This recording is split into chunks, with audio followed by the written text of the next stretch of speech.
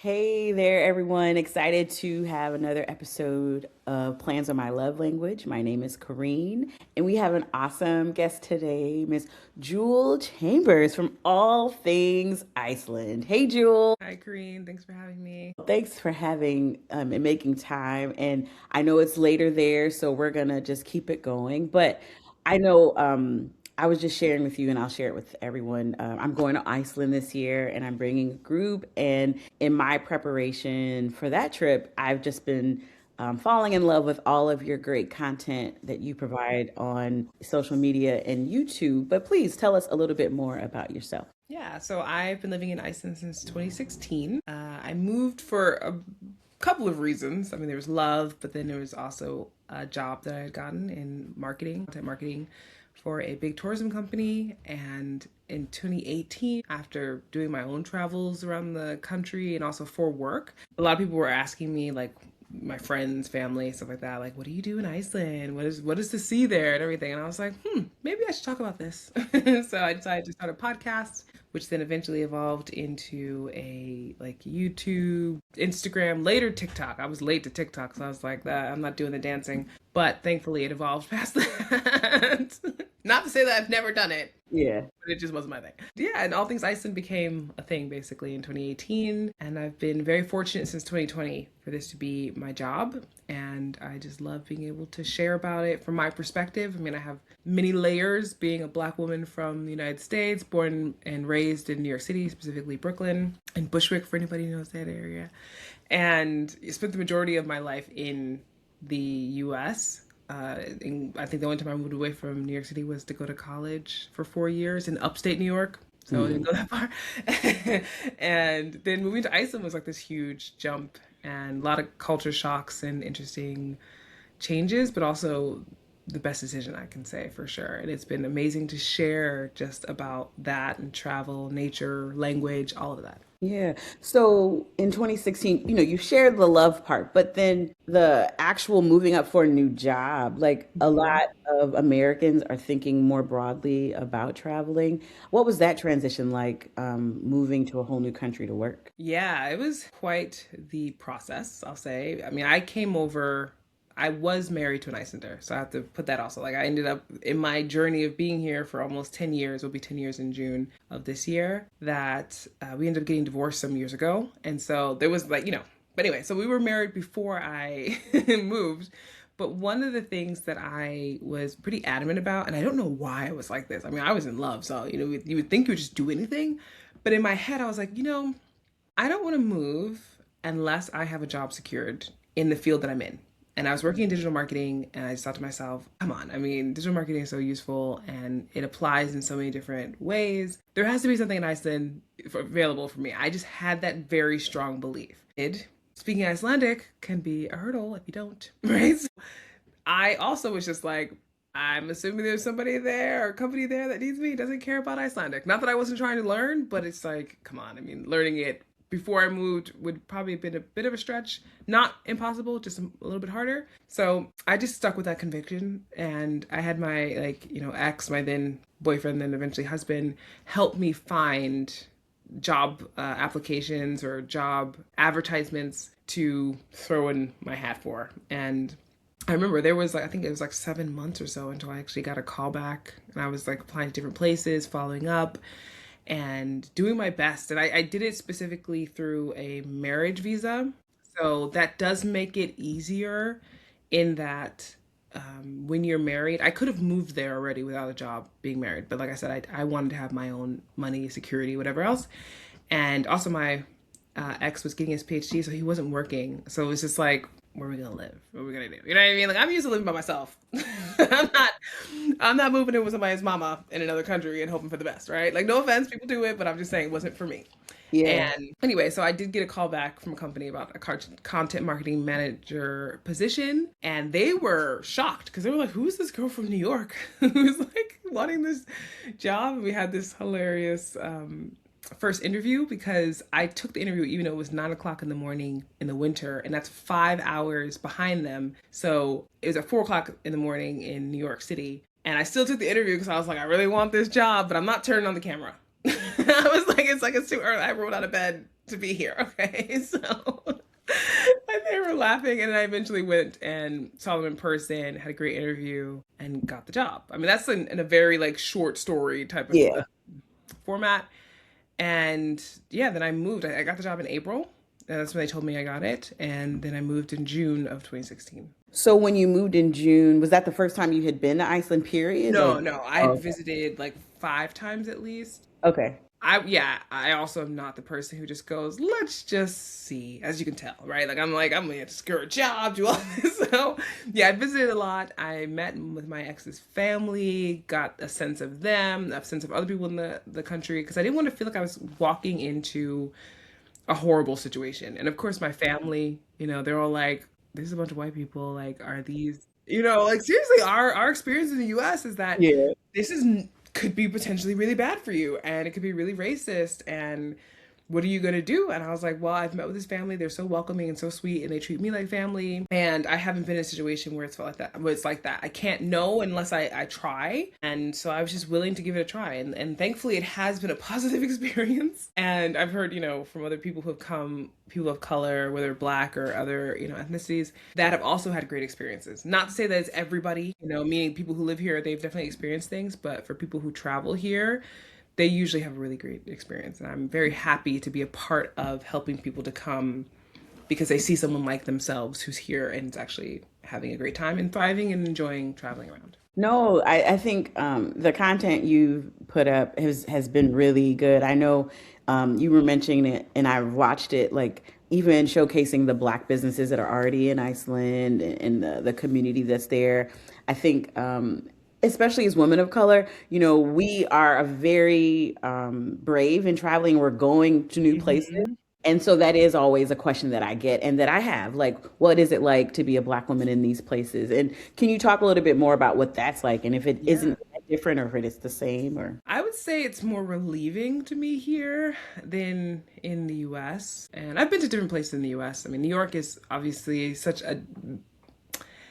Okay, my friend, when I used to say it's a melting pot, because that's kind of how New York has its reputation, my friend was like, it's more like a spice rack. Because when you think about it, like not everyone's not necessarily melting into each other, but there's different neighborhoods that have like their different flavors, right? So they're different, maybe the Spanish or Latino, like more dense area here, or more black here, or Russian or Chinese or whatever, right? So it's like a spice rack where you can like pick the spice that you want and go to that neighborhood. And so coming from that to here, where it's like, there's no spice. They're not, they don't, yeah. that is not their thing, okay? Like if you think about the traditional foods like fermented shark and, boiled sheep's head and stuff, but they do have a lot of culture in other ways. And I just wasn't sure, walking around looking the way that I do, how that was going to be received basically. And there were people who stared for sure because I lived in a more suburban area instead of downtown. And I remember walking down the street and this lady who's driving, and I was the only one on the street, and it's just in this neighborhood. And she's like supposed to be driving this way, and she's staring at me, right? And at first I thought that like something was wrong. And so I am looking around to be like, what's so interesting on the street? So I was like, oh, I guess it's me, right? And she didn't say anything or whatever, but she was just like shocked, And I was just like, it's not that shocking. So yeah, the staring part, and I just got used to, I sometimes stare back. Sometimes me Hmm. and Ave is the name for grandpa in Icelandic. So if I see an older man, like who might be staring, I was like, me and Ave are having a staring contest, okay? Like we're not, and Icelanders in general are known to stare at even each other. Hmm. They are sometimes looking to see if they recognize somebody from like a village that they grew up in or something like that. So it's kind of interesting to get it in that way and not know if it's like a threatening thing because they're not smiling, And I remember I made a video about this, about being Black in Iceland with this other woman who was doing social media at the time as well. And we talked about it. And I was like, it's okay to look, but if I look and I see you staring at me, at least smile or something. And I remember maybe about a week or two after that video, it kind of blown up and gotten in the news and stuff like that. Yeah. Yeah, that's exactly it. Like, I mean, we're talking about, yeah, it's hilarious that this Iceland also is that small that this is news. that they're really curious to know what people are thinking about them. And so whenever I do videos about Icelandic culture or something, a lot of Icelanders comment, they share if they think it's funny or interesting, or if they like want to fact check something. Like Icelanders are really heavily involved in how they're perceived because they're so tiny of a nation that they're like, oh my Yeah. God, people are talking about us. So they get super excited. But when I made that video, I remember being in the supermarket, and so I saw this person, like I felt someone looking at me, and I looked over, and it was some guy, and he was like, I'm doing it. You told us to smile. on back, and I was like, oh my God, that worked.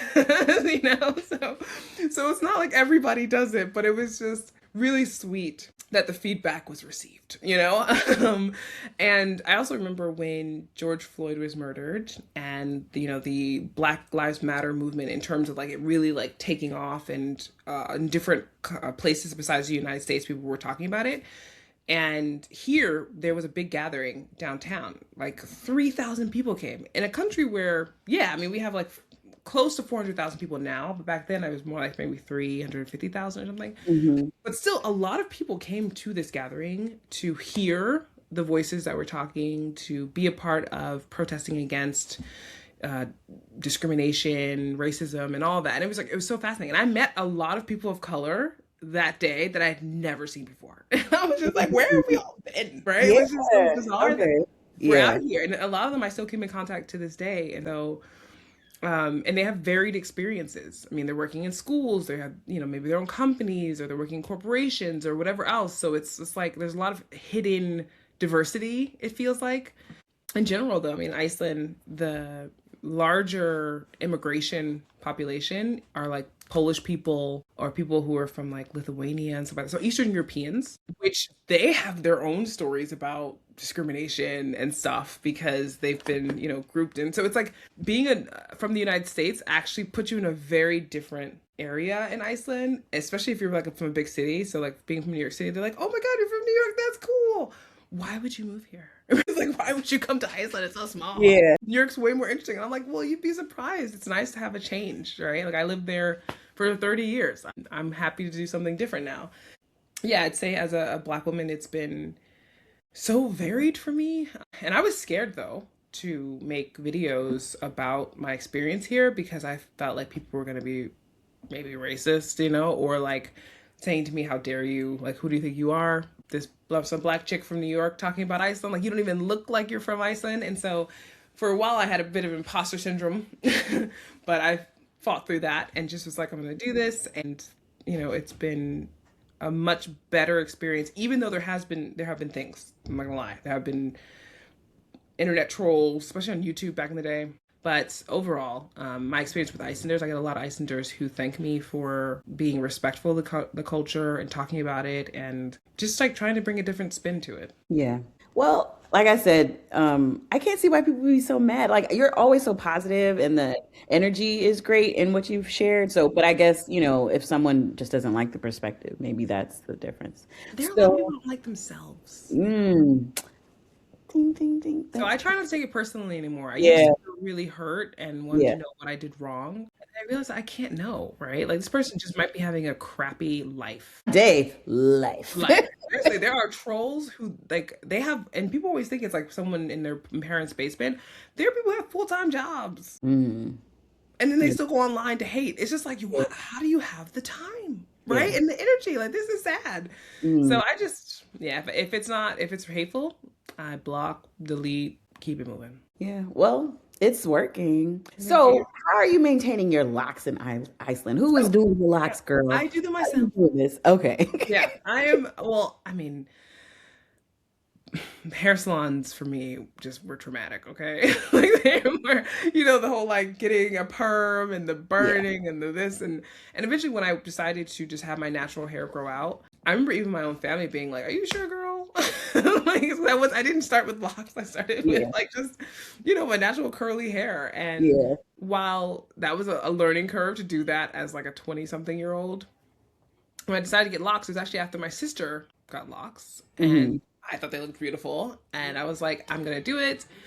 And I ended up, you know, not doing it the traditional way, I guess. Like I didn't do like starter locks and then they got fuzzy or whatever. I actually had lock extensions for a little while. Okay. I don't have them anymore, but You cut I it. started out that way because I was working at a corporation. I was working at a advertising agency, and my job almost every day was to go and meet with clients. And I was like, I cannot walk in here feeling unconfident about my appearance, right? It's just like when my hair is going through the fuzzy phase or something like that. I was just like, I don't know if I can handle that and feel good about selling our services. So I was like, I'll just invest in these in these, what do you call it? You had Locks. faux locks. Yeah, Faux locks. basically. Hmm. But they're meant to be like your hair grows out locking with them, and then you could just like cut them off or they pop off or whatever. Yeah, And so yeah, that's how it started for me, and it worked out quite well as a transition, you know. So that makes sense. So, like product wise, are you getting products in Iceland or are you making your own products? Like, what do you do? I do my own flaxseed gel. Okay. That's more of a recent thing because my hair was Yeah. unraveling a bit more and it was getting annoying. But the flaxseed gel works amazingly. I Yeah. put some sweet almond oil and a little bit of castor oil in there. That works great. It's a But I decent. also use like a little spray. Like I use very minimal products 'cause I'm trying not to get buildup in my locks because I know a lot of people who use like a lot of gels or creams and then Hmm. they have their locks get really heavy and then their hairline starts to, yeah. So, I started mine. It's been a year, but they're little, nice. They so look great. thank you. So what should people expect? Like, we arrive early in the morning, but Mhm. like what should we expect when we come? Well, weather. That's the number one thing to be aware of and to be prepared for, like physically to be able to handle it. And I'm not trying to make it seem like it's some scary thing, but like Iceland's typically very windy. And even in the summertime, it can rain any time of day. It's more than likely going to rain. So having appropriate clothing that's wind resistant, water resistant, like boots, jackets, have layers. I have a ultimate packing checklist I can share I with have you. it. Okay, Hmm. perfect. Okay. Yep. So you can share that with a group or whoever needs it, because it makes a huge difference. And when you can take off or put on, then you have a lot less that you feel, annoyed about regarding Hmm. the weather. You'll feel prepared there. You're later in August. So Yeah. we do have nighttime back. We do have like dark nights by that time. And what exactly is the dates? I'm trying to remember. We land on the 27th at 6 Okay, a.m. okay.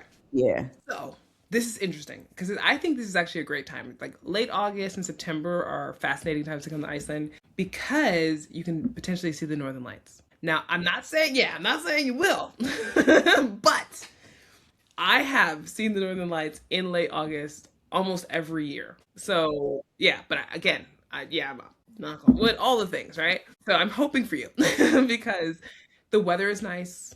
Typically, meaning it's warm enough that if you had to go out and go searching, like meaning out on a trip or something, that it's easier to stay out there than it is in winter. And you have also still long enough days to go, like hour wise, to go and do a lot of activities. And then you have the evening, which is still not super long evenings. It feels like a regular time of the year basically. That's our, I think, August, September. It feels like just, oh, as if I were back in New York in a regular time of the year Yeah. instead of having these like extremes. Yeah.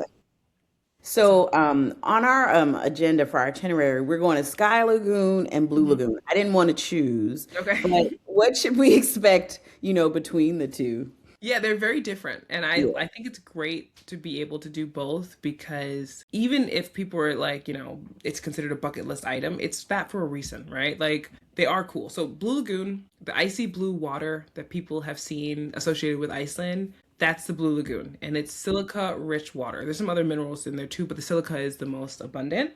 And it's this white, like very jelly sort of mixture, and it's really good for your skin. So if you have issues with like eczema or dry skin problems, it's supposed to help soothe that. But it also, when you're done with it, will make your skin dry. So make sure you have a lot of good moisturizer. That is Okay. very, very important. Do Okay. not put your hair in the water. Like, don't dunk your head in the Blue Lagoon. Okay. Please don't. Put it Okay. up, do something, or a cap, whatever you want to do, Okay.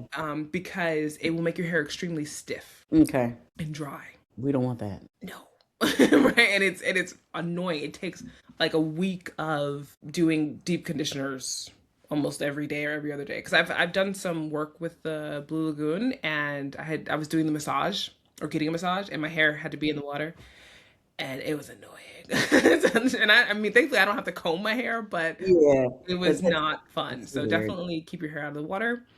And in general, it's just a really beautiful facility. They have, I'm not sure if you're going to eat there, but like the Lava restaurant is We are. We're gonna have our closing dinner. We're spending the night. I saw your oh, video. ooh, where? At the We're Celica staying at the Hotel? Silica. We're staying at the Yes. Oh Silica. my God. Then you're gonna have a great time. Okay, this is even better. Okay. Even better. Because the Silica is gorgeous and it's like you have your own Blue Lagoon. I Mm. was so shocked. You can go into the Blue Lagoon at any time, I'm pretty sure.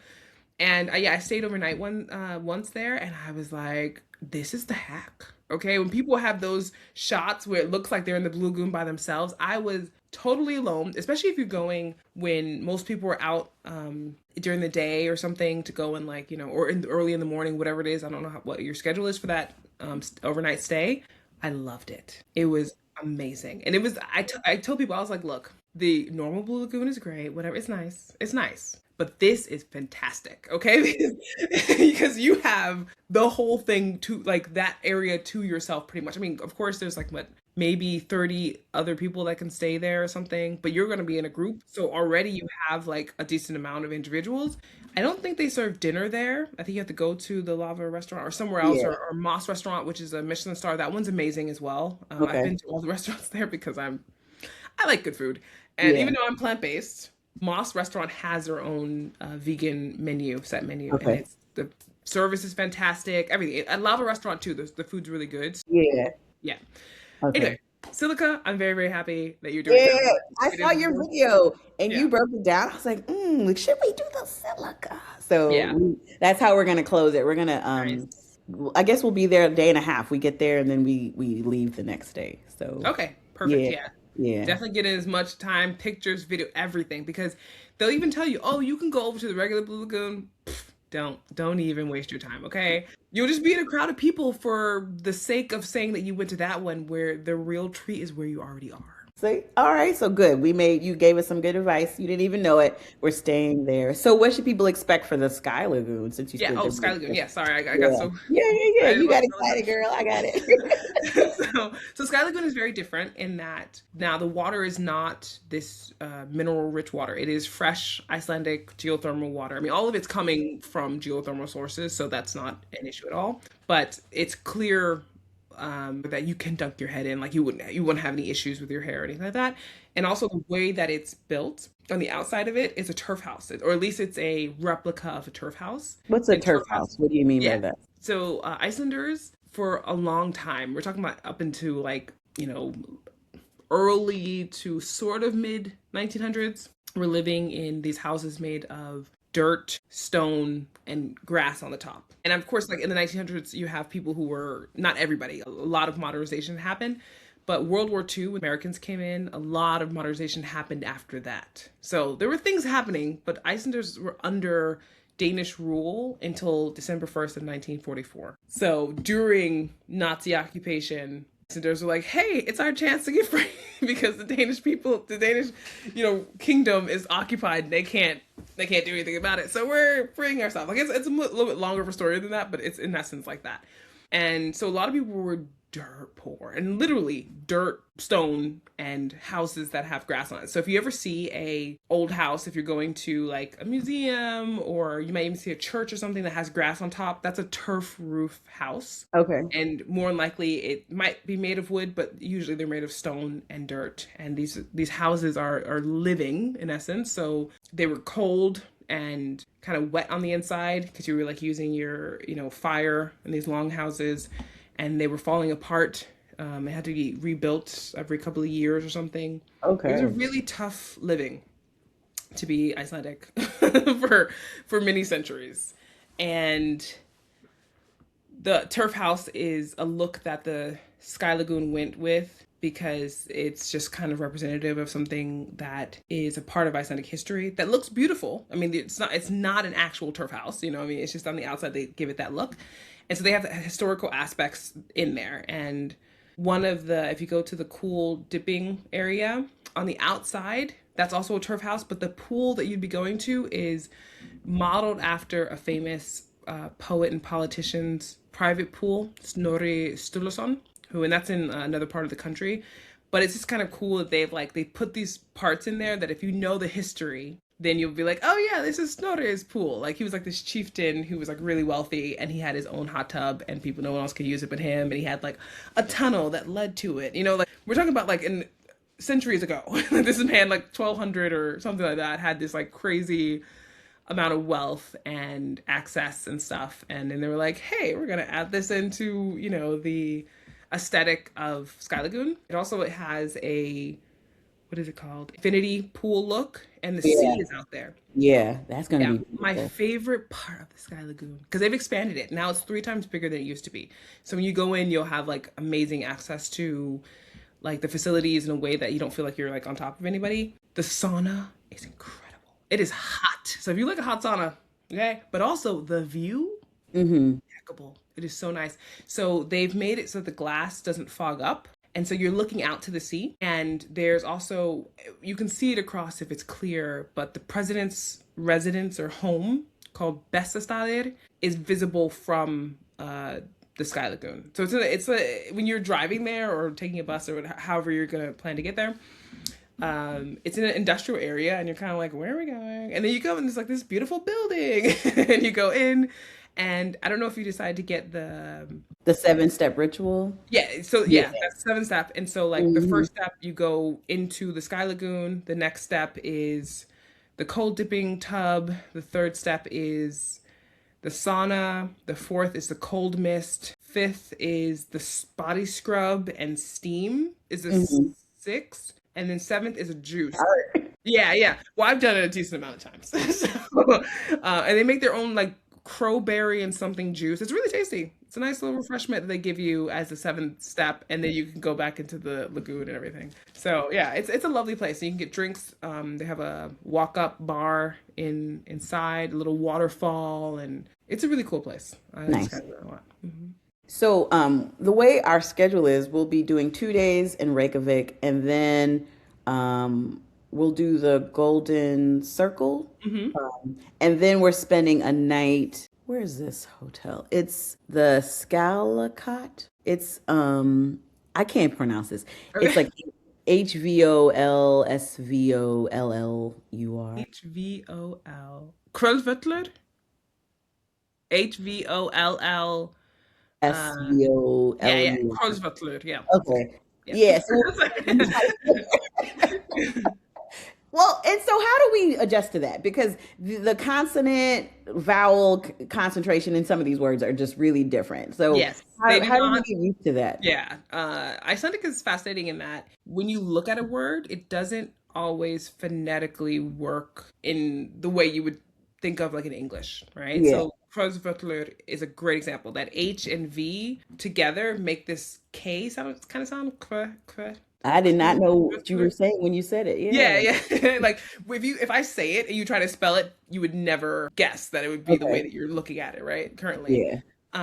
Yeah, Icelandic has different rules that it's a very old language. So like it comes from Old Norse, which is interesting in that Norwegian, modern day Norwegian, does not look like Icelandic. And a lot of Norwegians who would have a hard time understanding everything, they can understand a lot, but not everything in Icelandic. Whereas like an Icelander would understand everything, or for the most part, most of everything in Norwegian because it's coming from Old Norse. Yeah. But it's stayed closer. Icelandic, modern day Icelandic has stayed closer to Old Norse than actual Norwegian because Norway is in a place where they're connected to other countries land wise. Mm. And so there's a lot more mixing of things going on there language wise, whereas Icelandic didn't evolve or hasn't evolved as quickly as other languages. Should we expect to like everyone should be like language barriers, or should we be okay? Icelanders speak English amazingly. Hmm. And I would say like more than 90% of the Icelandic population speaks English very well. Every tourism place, in fact, there's a good chance that you might not even run into some Icelanders depending on where you are because tourism, a lot more people who've immigrated here work in tourism, but there's still plenty of Icelanders that you'll meet. And they'll speak English. Okay. Do we need to do any currency exchange? Like, what should we prepare for there? Personally, I don't think it's necessary to bring any cash. Okay. Americans are very big on tips, Mm-hmm. and I don't blame you. It is not necessary to do. If you had a tour and you really love it and you really want a tip, then you can um, get some cash out for that. People always ask me how much, and I'm like, it's hard to say because tips are not a part of Icelandic culture. It's more Mm-hmm. like it's become a thing because tourism has brought it in, not because Icelanders do it. Like when you go to a restaurant, there's not like a tip part at the end where they're expecting you to do that. Like the person's supposed to be paid a livable wage in order to work there. Mm. So same thing with tour guides and whatever else. So it's not expected. You can use your credit cards, debit cards. American Express, no, that's the only one that's unfortunately I know many people want to use that, but the rate that they charge merchants So is high. way more than Icelanders want to pay, I guess. And so they take Visa and MasterCard. Also, Google Pay, Apple Pay. This is even for public restrooms. You can find like you can tap your phone. So we got to pay to use restrooms? It depends on where it is, but Okay. if you're like out on the South Coast, for instance, and you're going to certain areas, they have it where they have machines. Not everywhere, but a lot of places. Hmm. What should we like? What are some cool restaurants? Because I'm still Mm. thinking about like where to eat in Reykjavik. So Yeah, are there any food restrictions? me, I'm allergic to shrimp, but otherwise I'm okay. Yeah. Okay, so I mean, does that mean you can't be in the room with shrimp? I'm gonna bring my EpiPen, but I'll probably be on that Benadryl girl. Okay, So I'm, because I want my, I want everyone else I know doesn't have these limitations, so I'm okay, just gonna have to drug up in okay. advance. Well, there Hmm. are a lot of great restaurants. So Okay. Grill Market is a lovely one. There is Fish Market, Fish Company. So if people really want to try like Icelandic um, cod or haddock, salmon, Arctic char. My mother loves Arctic char. She's always talking about it, Okay. always coming here and getting it. Stuff like that. Those types of restaurants have it. Kol, Kol, is a really lovely one too. That's one that's a lot of Icelanders go to. In fact, most of these Icelanders also go to, but Kol is like, I feel like every time I go in there, it's like just a bunch of Icelanders. And it's beautiful decor and stuff like that. Trying to think of like there's so many restaurants downtown too. It's amazing. Do you care about them any of them being Michelin star? No, we're flexible because we're doing a food tour the first day, so I'm Hmm. like that's a lot of food. But Yeah. then the second night, I'm just trying to find like something that people can get a good vibe about everything and it real Hmm. local kinds of experiences. Another one that I really like is called Appletek. Apotek. They do a great job, and if anyone has a birthday, Okay, I'll they do a check. really good job of like celebrating birthdays. Like you have to tell Okay, them in advance, like before you okay, get there. But yeah. we had my boyfriend's birthday there once, and it was so much fun. And I was Well, just my like, birthday's that month. Yeah, that'll be my celebrate birthday. your birthday, right? It's like, they're not gonna card you, you know what I mean? So it's just like, if it's just Okay, like, but in the reservation beforehand, like that's how yeah, you do it, and okay. it's super fun. Okay. Yeah, there's a lot. I mean, Duck and Rose across the street, that's a good one. I have a whole list of these actually. Okay. I don't know why. My brain always goes like the few that pop out, but there are a lot. I mean, dill is one. Oh, sumac, Sumac. Hmm. That's only if your group is okay with doing like family style. But the restaurant also is really beautiful and fun, and the food is delicious. It's always like on, like it's always consistently. These places are always consistently very, very good. Okay. Yeah, most of the time they have like good cocktails and things if you're into that. Hmm. Oh, there's one in the basement. I'm trying to think. It's not a basement, but it's like you go below, and the name is escaping me at the moment. But I'll have to think about that one and tell you because that one's also a very good one. So, You've been posting about like pastries and stuff. I guess it's like, yeah, yeah, so oh are god, yeah. there, So okay, that specific holiday was yesterday, okay, we missed. and yeah, it's not in August, but I've heard that there's a bakery called Bernhof's Bakery, so Brns Hofs, I don't know, bakery. Hmm. They do boller or extended cream buns on the Okay. weekends. Okay. They're not going to have the same variety as you would have seen from my posts because I've been slamming My like You've been, it was like a whole tray. You was having Yes, them I all. am a Boludar fan. I'm a super fan. Okay, it Could is I something order some? Like, and like maybe have them? maybe from that bakery, but other Okay. bakeries because it's a time consuming thing, I guess. I mean, because they have to make a lot of them. But ordinarily, this is just for this certain time period of the year, so it's meant to be like part of Iceland's carnival, if you will, Mm, right? So there's no costumes, there's no dancing, there's no partying. There's eating cream buns until okay. and then today is actually called Springidagur, which is exploding day, bursting day, because you eat this beans or the lentils really, and salted meat until you feel like you're gonna burst. So, so Icelandic is it's a very like so it's a Monday before Lent is Boladagar, and then the weekend included now because it's just become such a big thing, and making them is a lot of work. So instead of for one day, bakeries are just making it like all weekend and selling them, and they're incredible. So I wish it could be that they would accommodate that, but it takes up so much time and effort that they don't normally do it. But that one bakery might Okay. be able to That have might be a orders nice too. little special thing. Because Yeah. I don't know, me convincing this group to go to Iceland is its own thing. So I just, I might come back again, but I just want to make sure that when they leave, they've had just a nice dash of everything. Yeah. So they can Yeah. feel like it's literally bucket list, you know? So Yeah, absolutely. I yeah. mean, your the food tour that you're gonna do, they'll take you to like the hot dog stand. You'll get ice cream, both very big Icelandic things. Like Mhm. Icelandic hot dogs that has some lamb in it, and that's another thing. If you want to try Icelandic lamb, Yeah. definitely because well, they wouldn't have brought the sheep in from the Highlands yet, but still they have it all the time anyway, But there's a certain time period, like in the fall, where they have this thing called réttir, where they're collecting all of them, and then they have, basically a slaughter time, and then end up having like fresh lamb in the stores and stuff. But they're getting it all year long anyway, so it's just a different time frame. And but that food tour will take you to like get sheep's head, like you could try different like fermented shark and brennivine. So brennivine is Icelandic schnapps, and if you're gonna try Icelandic ferment or it's Greenlandic shark to be fair, but if you're gonna try fermented shark, just take a shot of brennivine afterwards. They don't give now like the most pungent fermented shark that they can, because you can basically like ferment it and make it like a stronger and stronger taste. I think they make it a little bit more milder for travelers so that they don't feel like they're gonna throw up or anything. So Ammonia. I remember when I had it, it was like, oh, this is a lot of ammonia in it. So you're yes. saying it could be worse? Yes, it could be Oh, much wow. worse. It could be more ammonia to the point where like it burns. Oh, why Yeah, did they do, why did they ferment it like that? necessity, Okay. starving. Right? It's like I'm telling you, like Icelanders were poor.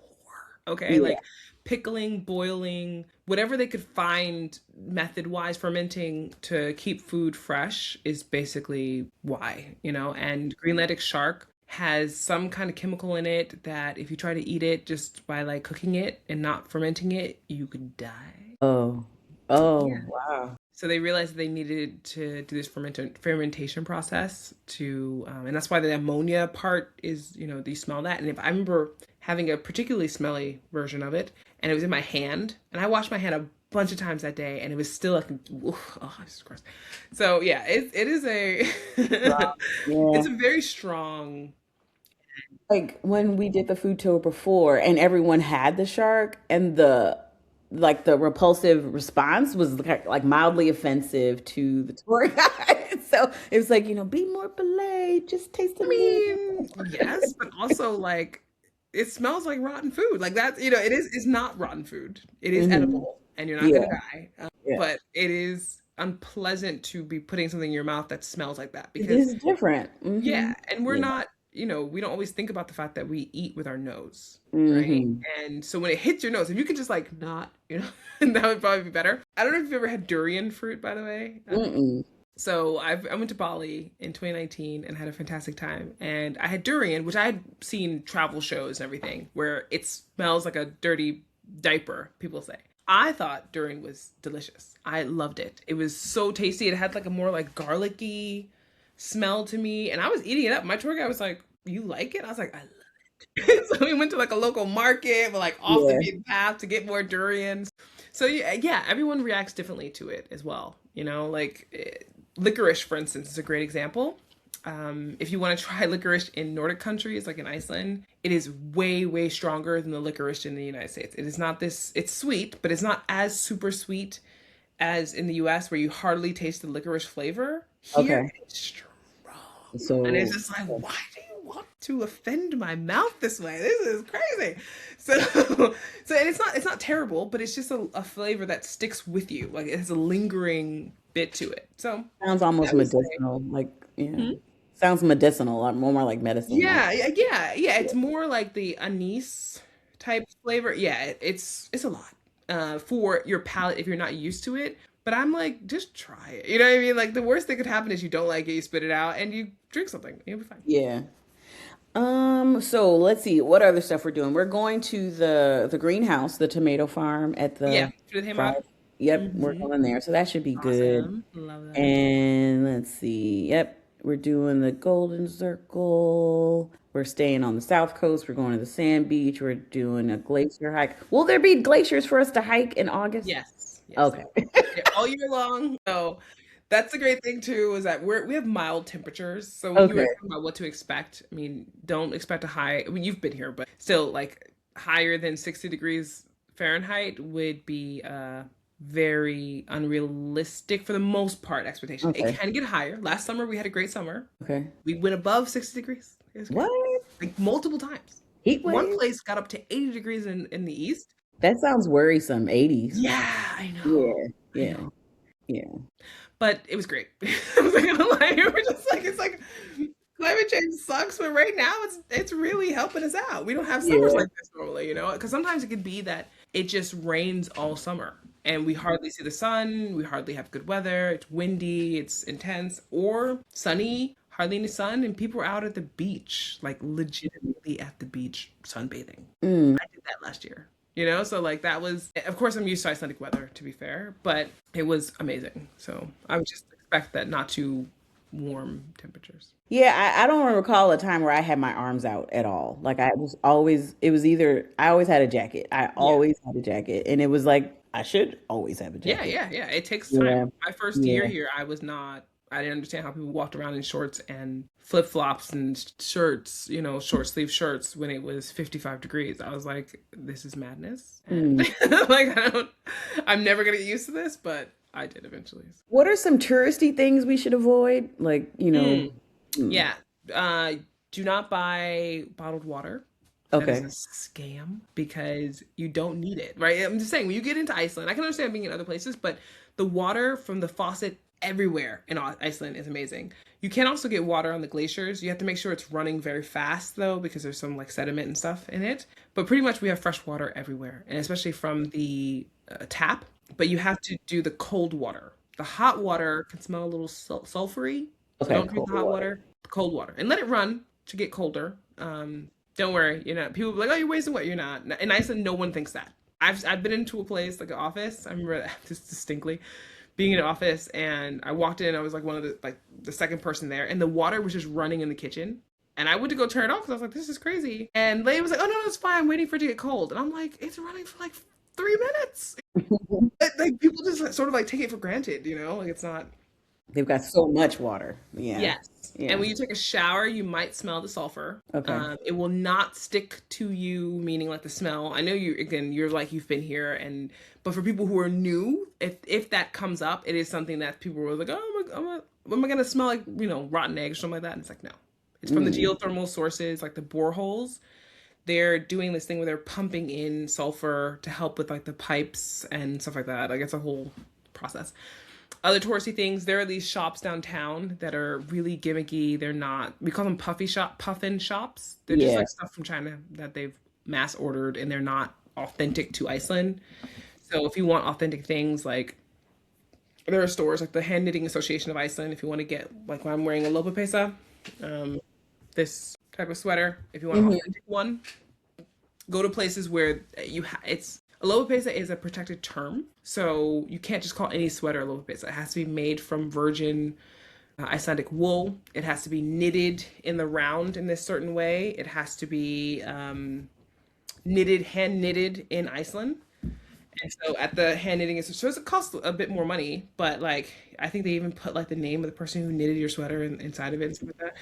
So yeah, stuff like that. And there's a place called Ramagerðin, and they sell specifically Icelandic products, like from Icelandic designers. So it's like a collective. So they're like always getting in different designers from that are Icelandic. Is that in Reykjavik or is it outside or? It's in Reykjavik, yeah, Okay. downtown.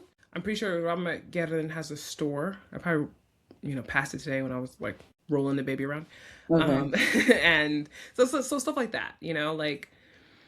And I'm trying to think of other really cool art.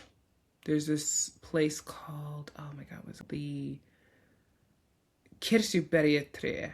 It's the raspberry tree or something like that. I don't know, some kind of tree, but they have like art, like local artists that they are also selling their stuff and stuff like that. Okay.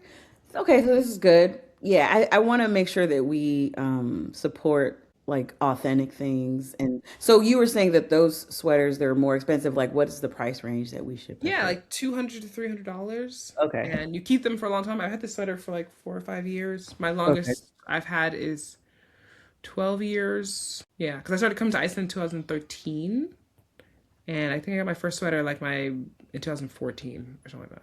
Yeah. Okay, we got So a it lot. lasts a long time. Yeah. Okay. Yeah. Because I this is the only thing I put it on. This is the only thing I purchased, and it was at the store. And and I was like, I wish I would have purchased more. So this time I'm Yeah. gonna purchase And more things. if you don't want to get a sweater, you can get Yeah. mittens or a scarf or a Okay. hat or just something else. And there's a place that actually sells some really cute stuff. It's called Muke, Okay. MJUK. And I don't know where she's from, but she lives in Iceland. She's been designing stuff. So if you look into like really designer cute stuff, she sells some really nice things. And Farmer's Market is an Icelandic designer who does this. Her and her husband own it. And I mean, there are a bunch of different like little stores. You know what I mean? Yeah. Like there are around, but just like if you see the store that has like Icelandic memories or like it looks like just like random printed stuff or like knickknacks they're usually just mass produced stuff from China that is not Yeah. specific to Icelandic culture per se or like made in Iceland, and it still make you pay a decent amount of money for what in essence is kind of junk. So, Okay, so we'll avoid the traps. yeah. Are there, I know, are there any like festivals or anything like that around that time when we're coming in August, or are we missing Yes. that? Uh, Okay. are you there on a Saturday? Yeah, we'll be on the South Coast on a Saturday. So we're Because missing stuff. usually, I don't know if it's that same date this year, but Uh-huh. usually at the end of August is something called Minningarnótt or Okay. Culture Night. That's you can just Okay. call it Culture Night. So Reykjavik Culture Night. Okay. I have to double check. I don't remember exactly when the dates are for it this year. It's usually either the second to last or the last Saturday in August, and it's a Okay. huge festival. It's one of our Okay. biggest, Okay. and it's super fun. All of downtown Reykjavik is shut off from cars, and people are there's like music playing in different areas, like live bands. There are food vendors. There's a huge concert at the end of the night, fireworks. Like there's a lot going on. It's It's the really week before we come. Oh, it's the week before. Okay, so yeah, Yeah, you sorry, missing. but Yeah. yeah, I couldn't remember which date it is, but yeah, it's around that time. Those are the biggest events because that's like the last party of the summer in essence. So Okay. and like museums and stuff are free, and yeah. Okay. All right. Well, what are some like secret must-have like things people skip that you found out that are like the jewels? Like jewel. What are the jewels that you found that we might want to look into? Like hidden gems or just Yeah. like in Reykjavik, it's harder to do a hidden gem to be fair because it's so saturated. Hmm. But one thing that I think is super fun to do that maybe not everybody doesn't think about is going to this thing called Mink Viking Portrait. And why it's great is because the guy who runs it. So every year in June, there is a Viking festival in Iceland and it's super fun. I mean, people come from all over and they're dressed in authentic Viking clothing. And the guy that owns this portrait experience, he is one of those types of people who like wants it to be looking as authentic as possible. And so he puts on a photo shoot for people where he dresses them up like real Vikings Yeah. and you look tough. Like you're holding like a bow and arrow, and the idea is supposed to be like you're looking, fierce, or you have Yeah. an axe, or you have, a sword, whatever it is. And the way it just comes out really cool. And it's just like being transformed into a Viking is so much fun. I've done this experience and I loved it. And I was like, I want to do it again. And you get these files. So it's either like they have them in low res and high res. So if you want to print them out, and one year I printed them out and made Christmas cards because because I just thought they were such like a fun memento that really like got into this Viking spirit type of energy. And then Petlon. So Petlon is a little bit outside of it's in Reykjavik, but not in the downtown area. And up top, they have a spinning 360 restaurant. And they also have a deck on the outside that is 360. So you can get a 360 view of Reykjavik. They have all these exhibitions, like they have a an ice cave. So they have a man-made ice cave all year round in there. That's like negative 10 degrees or something, but you can walk through it and, take pictures and stuff. And they have an aurora, like a Northern Lights show they do in the planetarium type area, a bird exhibit thing. Like they have a lot going on. So if you're really into Icelandic history, but also like exhibits that are more fun looking, one about volcanoes and things, that one's really pretty cool. And then also the lava show. This one is non-existent anywhere else in the world, probably because it's so expensive to do. And that Okay. is that they legitimately take Icelandic lava. So like the black sand beaches that you see, that's just like old ash and rock and lava that's been ground up. They take that, put it into a furnace that they had specially made for them, and they pour lava into a showroom for you to be able And to this see is it. at the Perlin or somewhere else? This it's another place. So it's Okay. there's a lava show in Reykjavik as well. There's one in Vik in the south coast, and there's one in Reykjavik in the what's called Grandi area. So Grandi, Grandi area. If you look up the lava show or lava show Iceland or Reykjavik, they show the two locations. And that one's also really cool because they do a lot of like history around it.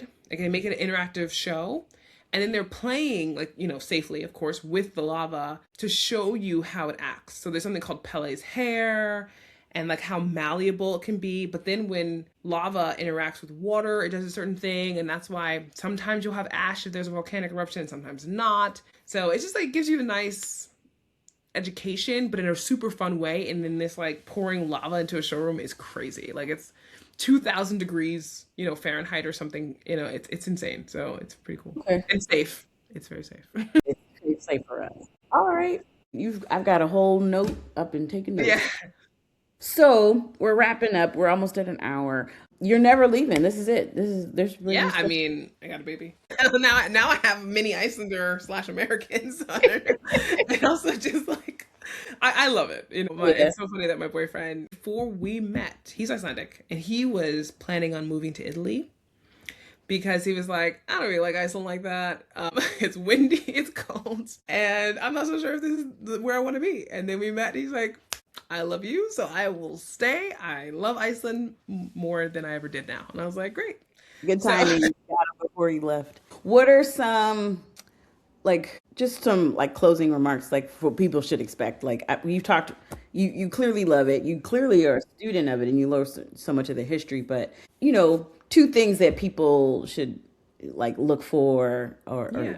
expect when they come. Well, I think one of the hugest things you're doing a bit of it when you're here is like the bathing culture. So going to the Sky Lagoon, the Blue Lagoon, if you want to have it where you're interacting with locals more, going to a local swimming pool. So in every town in Iceland, which is crazy to think about because there's all these little small towns, there's a swimming pool. And some of Hmm. them have like, the a slide, different hot tubs, all this stuff. Like they're well equipped, and so this is a much larger pool, but there are smaller pools in the Reykjavik area. There's quite a bit of them. So if you want to also do something that's very, very, very local, and Icelanders take big part in it, the swimming culture at a local swimming pool. I think that's something to kind of look forward to.